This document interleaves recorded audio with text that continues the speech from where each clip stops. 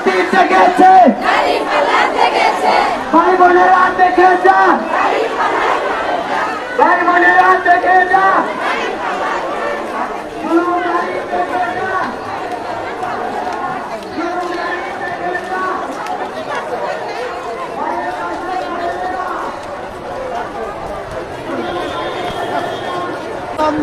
তাদের সন্তান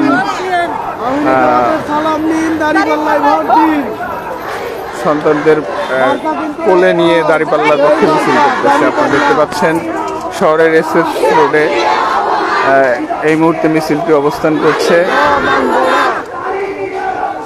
হাজার হাজার নারী নেতাকর্মী, হাজার হাজার নারী নেতাকর্মী সারা দেশে যে নির্বাচনী প্রচারণায় নারীদের উপরে যে নগ্ন হামলা, বিভিন্ন দলের নেতাকর্মীরা বলতেছে নারীদের ছায়া খুলে নেবে, তারই প্রতিবাদে আজকে নারী সমাজ জেগে উঠেছে।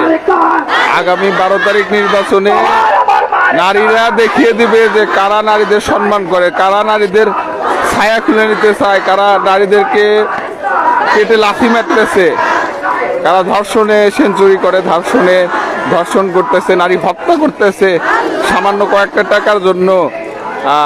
নারায়ণগঞ্জে এক বিধবা নারী, ব্যবসায়ী নারীকে হত্যা করছে যে সন্ত্রাসীরা, সেই সন্ত্রাসীদের আগামী 12 তারিখ বাংলাদেশের নারী সমাজ, আপমর মা বোন যারাই আছে তারা দেখায় দিবে। এই যে সন্তান কোলে নিয়ে যে নারীরা বাজার স্টেশন থেকে শুরু করে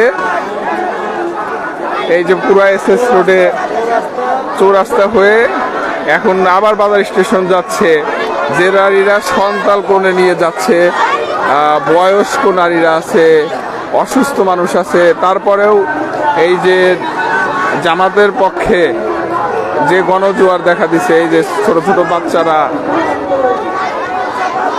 এই গণজোয়ার কিভাবে রুখবে মানুষ? এই গণজোয়ারে আসলে ভয় পেয়েছে অনেকে। নারী 3 জন নারী দেখলেই বলতেছে যে তারা জামাত করে।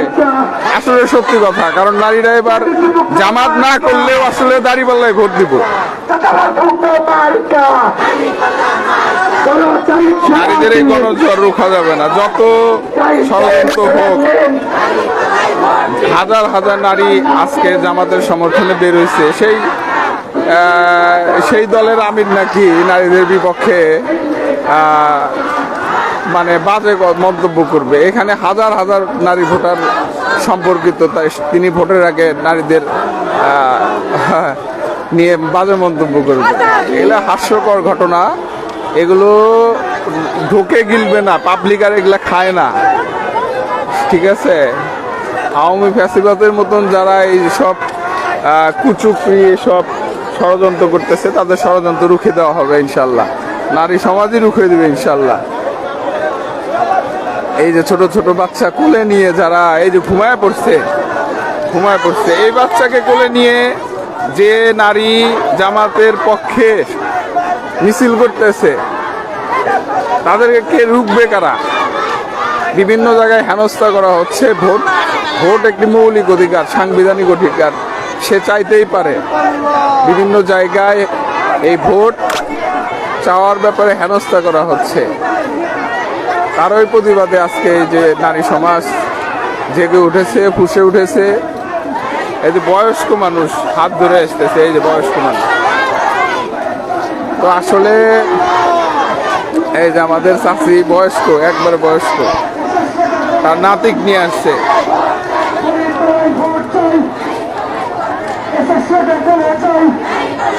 হাজার হাজার নারী নেতা কর্মী, এই যে বয়স্ক মানুষ আসছে, একেবারে বয়স্ক মানুষ।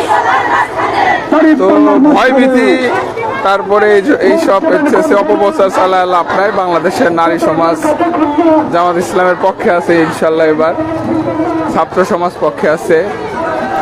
তো ইনশাল্লাহ না দাঁড়িপাল্লার হ্যাঁ মাসে মাসে টাকা দেয়, সেটা বলতেছে এক বয়স্ক নারী।